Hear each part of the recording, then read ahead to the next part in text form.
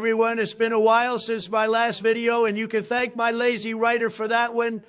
Guy asked to be paid for writing this crap. I said, no way. Then he asked if he could be on camera instead. I said, no way even more.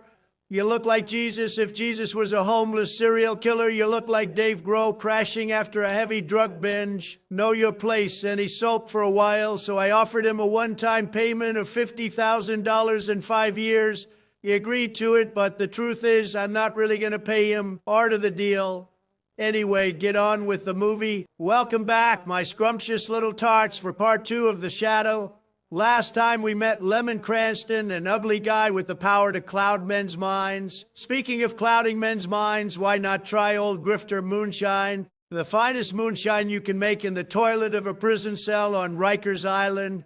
Old grifter moonshine, it'll get you drunk. We met bad guy Siobhan Khan, who also has psychic powers. We met Margot Lane, who also has psychic powers, and her father, scientist and X-Men villain Dr. Magneto, and Farley Claymore, played by King of Ham Tim Curry. I don't even need to describe his character. You know exactly what you're gonna get. Let's see what happens next. Dr. Magneto is building a bomb when Khan hypnotizes him into taking a smoke break. What a thoughtful thing to do at the Cobalt Club. Lemon is hanging out with his Uncle Wainwright again. Maybe Wainwright was right about Lemon not having a life. Spending all your free time drinking with your uncle is a little trailer trashy. Margot comes over to their table and berates Wainwright because her dad doesn't want to see her and spoke Chinese. People are allowed to learn a second language. Margot, don't be racist. I wouldn't, though, but that's only because I don't like foreigners or learning.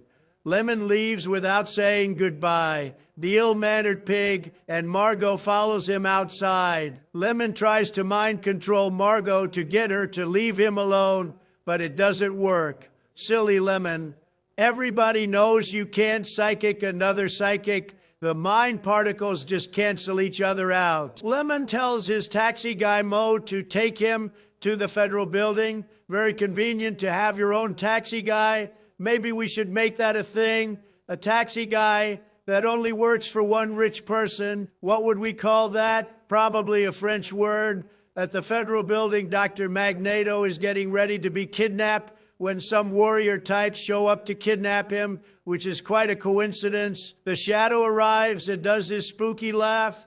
This isn't an amusing situation. Shadow, a man is being kidnapped. You monster. The Shadow starts beating up the warrior guys, and he's doing pretty good until one of them shoots a couple of arrows into his shadow. The Shadow makes himself visible, and he's pinned to the wall by his cape, which is weird because one of those arrows clearly hit his shadow in the face. The Shadow pulls out his guns and starts shooting people. Very unsportsmanlike behavior. You can't shoot people just because you're losing, you cheater. The warrior guys still managed to get away with Dr. Magneto and his bomb in a box, which just proves cheaters never prosper. Later on, Margot gets a call from her dad, who's in Khan's lair, telling her to meet him at the lab. She goes and Khan hypnotizes her too. If he can hypnotize people from far away, why did he need her to go to the lab? He was standing right next to Magneto when he made the call. He could have just hypnotized her on the phone and saved himself some unnecessary waiting time. At Khan's lair, Khan gives Margot a gun and tells her he has a mission for her if she chooses to accept it. Afterward, a tranced-up Margot sneaks into Lemon's home and shoots him right in the mirror, creating a safety hazard. Lemon snaps her out of the trance and gets pissy with her. She figures out he's the Shadow and tells him about her missing papa. He tells her to be gone before he gets back and leaves. Very ungentlemanlike behavior, Lemon, turning a woman in distress out onto the streets. You brute. Outside there's Mo ready to go. Doesn't that guy ever sleep? They head off to the sanctum. Getting out of the cab, Lemon spots someone following him, which wasn't difficult because the guy is in full armor. Lemon invisibles himself and starts following the guy. The follower becomes the followed. The hunter becomes the prey. The lion becomes whatever lions chase after. antelope or zebra maybe. Lemon follows him to a restaurant where Khan is having a quiet dinner by himself. They have a nice chat about suits and world domination. It's all very polite, like an episode of Frasier, but Frasier and Niles are two psychics who want to murder each other. Khan gets pissed off and stabs a knife into the table. It's the flying knife from the start of the movie. It growls at Lemon. It's like a little kitty cat that thinks it's big, but it's also a sentient flying knife, so it's still a little scary. Khan says he took it from the Tulku, Lemon's mentor, after he killed him, which is very discourteous. Guy teaches you psychic powers and you stab him. Show some respect. Lemon grabs a gun, so Khan grabs a gun and they shoot each other right in the bullets, which sounds painful but was actually pretty cool. Khan yells at a window and it explodes and he jumps out. So when Khan yells at windows, something cool happens. But when I yell at windows, people say I'm unstable and showing signs of dementia. Very unfair. Lemon follows him out in the shortest car chase ever happens. Khan disappears. Where did he go? No one knows. We're going to find out, though. I think Lemon tells Mo to stop outside an empty lot, and Lemon just stands there staring at it like a lunatic, and people say I have dementia. When Lemon gets home, Margot is still there, even though he told her to piss off. What are you going to do about it, Lemon? Taz right. Nothing, you little bitch. Lemon says she can stay till morning. That's how they get you, Lemon. First, it's you can stay till morning. Tomorrow, it'll be you can stay the night. Next thing you know, they're settled in and you can't get rid of them. Later that night, Lemon is having a nightmare where he pulls off his face skin and he's Khan underneath. It reminds me of a nightmare I had where I tore my face off and I was a black guy underneath. The liberals accused me of doing blackface and called me racist and other mean names and threw pumpkins at me.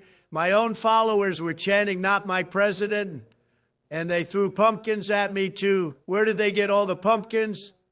It was very scary. The next morning, Lemon and Margot swapped dream info. You won't get many dates telling women you have dreams about ripping off your face, Lemon. If you were better looking, maybe you could get away with it, but with a face like yours, it's just creepy and, quite frankly, disturbing. And that's coming from me, so you know I know what I'm talking about. Margot does the whole "you need me and I need you" thing, and Lemon resists at first and then gives in to her, the weak-willed sap. On the Empire State Building, Dr. Magneto is showing Khan how big his bomb explosion will be. Nobody told me they were blowing up New York. They should have come to me first. I probably would have given them permission for the right price. A sailor makes an insensitive comment about Khan's outfit, so Khan makes him jump off the side of the building. Seems like a bit of an overreaction. Maybe try a stern talking to first next time down below. Lemon and Margot are also talking about the bomb. Woo spooky. Lemon says his science guy told him Khan needs a beryllium sphere to finish the bomb. I don't know who beryllium is or why his name is backwards, but he seems pretty important. Margot remembers Farley Claymore made a beryllium sphere, so Lemon decides to pay him a visit. That's nice of him. Everybody should get visits. He tells Margot to research the empty lot from the crappy car chase earlier. She's not your damn secretary, Lemon. Get one of your shadow agents to do it. Next, we see Farley Claymore go inside a big water tank thingy. The Shadow's already in there waiting for him, the sneaky bastard. The Shadow thinks Claymore is being mind-controlled, but no, he's just a slimy little asshole working for a foreign dictator wannabe. Who in their right mind would do something like that? Claymore turns on some water pipes, and the place starts filling up. He can see where the Shadow's legs are, so he pulls out a gun and gets a lucky shot off. I say lucky shot because he somehow manages to miss 4 times. He leaves and on his way out says he's going to be a king. I don't think Khan will like that. He doesn't seem like the sharing, caring type. I bet hearing that would really get his titties in a twist. Claymore jams the door shut and pisses off. The Shadow goes back to being regular Lemon, except with a bullet hole in his shoulder that isn't usually there. He tries to shut off the water, but he's too weak because of being shot. Don't be a pussy, Lemon. I got shot and I just walked it off. That is definitely a real thing that happened and not a publicity stunt like the fake news liberal media wants you to think. Lemon puts out a call to Margot on the brain phone and she rushes right over to help. She gets the door open just in time and they're both left slightly damp. Can we get them a towel, please? Just the one, though. I'm not a towel charity. That night, Lemon is having a fever dream, and Margot decides to have a nose at his mind. He's dreaming about the time he was a murderous nutcase. When he wakes up, he's all sad about killing people. Well, boo-hoo, Lemon, you deserve to feel bad. At Khan's lair, Khan is bragging about winning, even though he hasn't won yet. You have to have the climactic battle with the hero first, Khan. Don't you watch movies? He's not happy with Farley Claymore, though, because of the whole King thing. I told you he'd be pissed. Claymore manages to weasel his way out of it, though. The next morning, it's all over the news. Khan is threatening to blow up the city unless he gets a shitload of money. Good luck to him, that's what I say. At home, Lemon and Margot are having a morning chat about the vacant lot. I don't know how they can talk business so early. I'm no good until I've had my 3 morning dumps. Margot says the lot used to be a hotel that got pulled down and then bought by someone from the Far East. I think we all know who. Jackie Chan, he wants to diversify his portfolio. Or Khan, one of those two, but my money's on Jackie Chan. They visit the lot, and Lemon sees the hotel, but nobody else does. He thinks Khan hypnotized everyone. I think he's just tripping on acid. Did they have acid back then? That night at the hotel, Dr. Magneto is finishing with the bomb and Claymore is being a cocky dick to him. Dr. Magneto should have swung on him. I would have. They set the bomb to explode in 2 hours, and Khan says they're leaving Dr. Magneto behind to be killed by his own bomb. Is that murder or suicide? Either way, it's very ungrateful. At their own homes, and at this point, I wasn't sure they had their own homes. Margot and Mo get notes with instructions. Couldn't it have been a phone call? It would have been quicker than hand delivering a note. Back at the hotel, the Shadow beats up a couple of guards invisibly and heads inside, pausing at the top of some stairs to revisible himself and pose for the camera. The preening slut, Khan senses the Shadow's presence through the Force or some other non-copyright infringing means and sends his men to take care of things, including Farley Claymore for some reason. While they're searching, Claymore splits off from the rest of the group and goes into a ballroom. I'm getting one of those, but mine will be bigger and have more gold. You can never have too much gold. Unfortunately for Claymore, the Shadow is already waiting for him. He should just stop going into places. The Shadow's always waiting to mess him up. The Shadow does his spooky intimidation voice, and Claymore fires his gun like he's trying to run out of bullets as quickly as possible. The Shadow chokes him a bit, and then mind controls him into killing himself by making him jump out a window, which is a little dark for a movie that's relied on campy fun up till now. The Shadow makes it to Khan's throne room. It's not a very impressive one, but why put too much effort into decorating a place you plan on blowing up? Khan presses a button, and part of the floor starts spinning and swaying. It's like that scene in Flash Gordon, except without the spikes or multicolored void, or Timothy Dalton taking things way too seriously. Khan sends the flying knife after the Shadow, which kicks his ass so badly it deshadows him. The knife goes for Lemon's throat. Lemon grabs it and tries to control it. He has an accepting yourself moment, and the Shadow and Lemon become one, henceforth known as Shadow Lemon.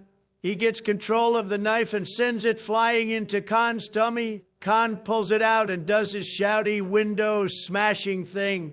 Who's going to pay for damages? That's what I want to know. Khan getting stabbed dehypnotizes everyone, so Dr. Magneto snaps out of it. And outside, Margot and Mo can see the building which they're understandably shocked by. Nobody else driving by seems to give a crap that a building appeared out of nowhere, though. Khan runs away and hides in his coffin. But when Shadow Lemon opens it, like magic, Khan's gone. Shadow Lemon gets inside and pulls a rope, and he drops into the bowels of the building. I love that phrase, bowels of the building. How many times do you think I could say bowels before it loses all meaning? Bowles 4. Shadow Lemon chases Khan some more. Meanwhile, Margot and Mo are inside, and Margot reunites with her Papa Magneto. Mo goes to call the police. What are they going to do? Arrest the building. Margot and Papa Magneto go to disarm the bomb. In between, we get shots of Shadow Lemon looming for Khan, just so we don't forget he's in the movie. The bomb is hanging from the ceiling at just the right height for someone who's 5'11" to reach up and try to disarm it. Papa Magneto cuts a wire and makes the countdown go from 2 hours to 2 minutes. He cuts another wire and it makes the cable holding the bomb snap for some reason. Very shoddy bomb holding cable craftsmanship. It rolls out the door and they have to chase it around the hotel until it stops in an elevator shaft and they finally get the job done. Good thing, too, nobody likes being vaporized, especially not in this economy. Shadow Lemon finally catches up to Khan in a hall of mirrors and makes a concentration face, or maybe it's a pooping face. He's shaking a lot. He could be constipated. I don't have that problem. I'm looser than a truck stop hooker. I'm not even kidding. I'm squatting over a bucket right now. Shadow Lemon makes all the mirrors explode.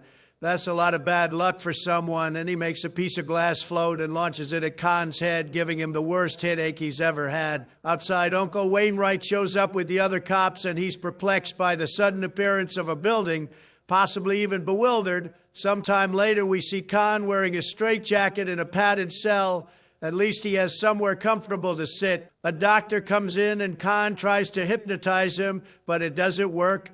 The doctor says they removed part of his brain, and it's the part that controls telepathy. So no more flying knives or window shouties for Khan. He's just another crazy person in the nut house with all the other Looney Tunes. Back to Shadow Lemon and Margot, and they're doing smoochies. Shadow Lemon says he'll see her later, and she wants to know how he'll know where she is. How do you think he'll know Margot? He's psychic. He just says, I'll know, but in a really smirky way, smug little prick. One more pose for the camera, and that's the end. I like some parts of the movie. I don't understand why they cast someone so weird looking as the main character. I think Lemon Cranston was supposed to be good looking, but Alec Baldwin didn't really pull it off. I was going to give this movie a 3 out of 5, but I'll bump it up another point because of Tim Curry. I'm not going to be the guy that 3 out of 5's Tim Curry. I give this movie 4 out of 5 puckered mouth and nooses. If you enjoyed this video, then please share it with your friends. If you didn't enjoy this video, then share it with that one guy in your office who keeps stealing everybody's lunch. You know the one, that guy. And please don't forget to like and subscribe.